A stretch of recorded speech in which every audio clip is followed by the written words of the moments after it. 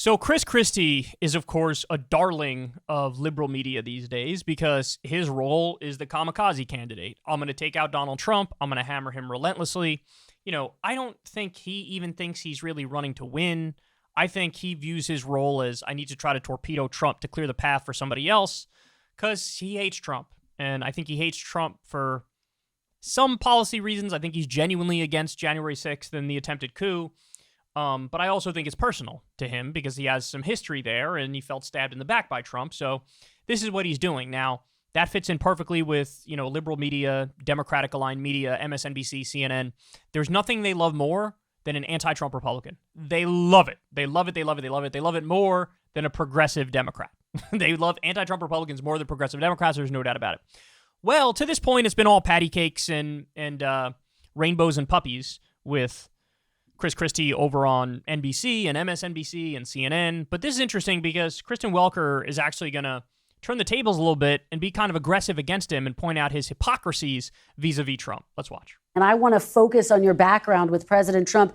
You were the first major Republican to endorse him back in 2016. You stood by him through a number of controversies, from the Muslim ban to the Access Hollywood tape, Charlottesville. What do you say to voters who hear you now calling him an ugly, divisive, horrible autocrat and now feel like they're getting whiplash?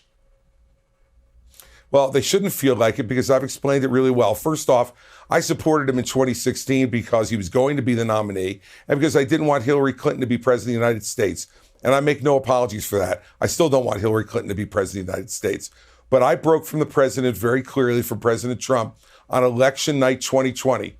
When you stand before the American people, behind the seal of the president in the East Room of the White House, and say the election has been stolen when it wasn't, and there's no evidence to prove that it's stolen now, nearly 3 years later, that to me was a disqualifying moment for Donald Trump. He's continued to do that and worse since then. And so, listen, American elections are about who's left to vote for.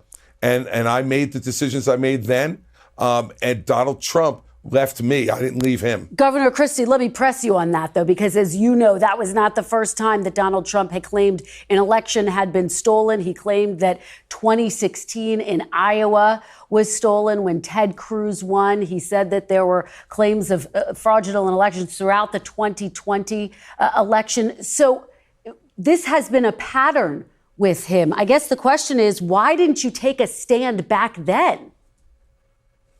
Well, I did take a stand when he said Iowa was stolen. I was on the stage and said that that was untrue. Well, you helped prepare him for a debate in 2016 against Hillary Clinton when he said he wouldn't accept the election results, Governor.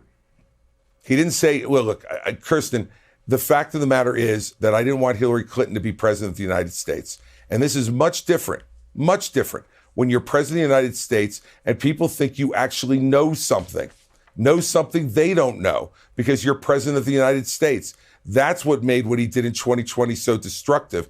And we know from looking at what's happened since then that lots of American people believed it because he was president, because they thought he knew things they didn't know. That goes much further than anything you just mentioned. And by the way, will not be the determinative thing in this election either. Here's the question. Is that really the reason why he's doing this crusade against Trump? Is it really like, hey man, January 6th was a bridge too far and, trying to overturn the results of the election with a fake elector slate, that's too far? Is that really the thing that's driving him? No. I mean, yes and no. Let's be fair. So, yes, I do think in his mind, it's like, holy crap, we've crossed a line here that we've never crossed before. The peaceful transfer of power is genuinely questioned. I think he actually believes that. But he's definitely underselling how much of this is petty and personal. Because for those of you who don't know the backstory, Chris Christie, when it was clear he wasn't going to win the nomination in 2016, he played the role of the attack dog for Trump. And so he took down all people who were comers against Trump.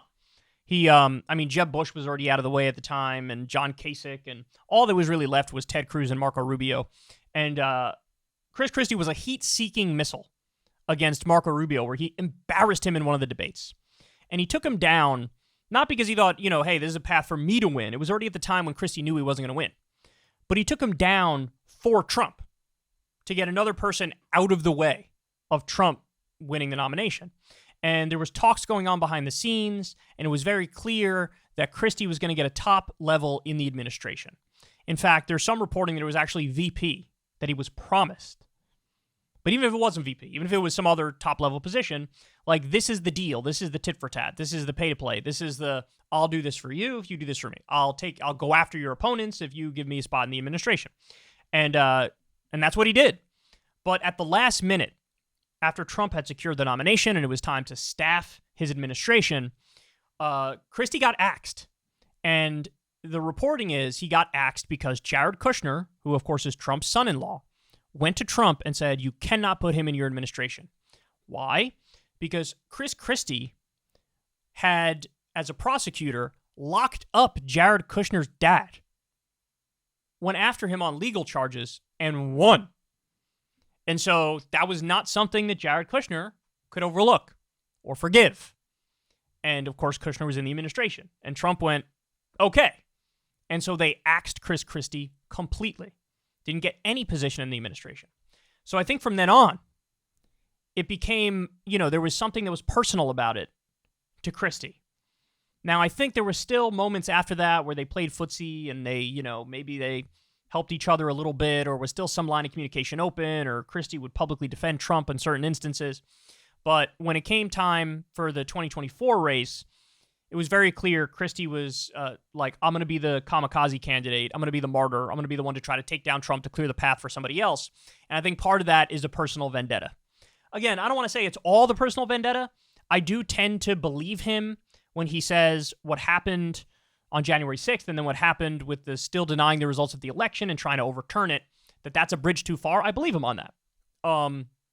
But the personal part is also in the picture, and he would deny that completely. And Kristen Welker didn't even really bring that up. She was trying to point out, hey, aren't you a hypocrite because Trump denied Ted Cruz won Iowa when Ted Cruz won Iowa in 2016? And he was like, no, I oppose that. I spoke out against it. But it's crossing another line when it's like it's the general election and you are the president and basically you try to do lawfare to do a coup. Like, that's crossing another line. And I think it's true. I think that is a whole new line that you're crossing. It was just like minor league stuff, what he said about Cruz versus what ended up happening with January 6th and with the fake electors slate and the 60-plus court cases, etc. So, interesting that they're turning the tables on a little bit. But, I mean, look, he's slippery, so he can deal with it. But clearly they're trying to say you're not some sort of principled crusader here. Like, there's something else at play, and you were a defender of Trump for a very long time.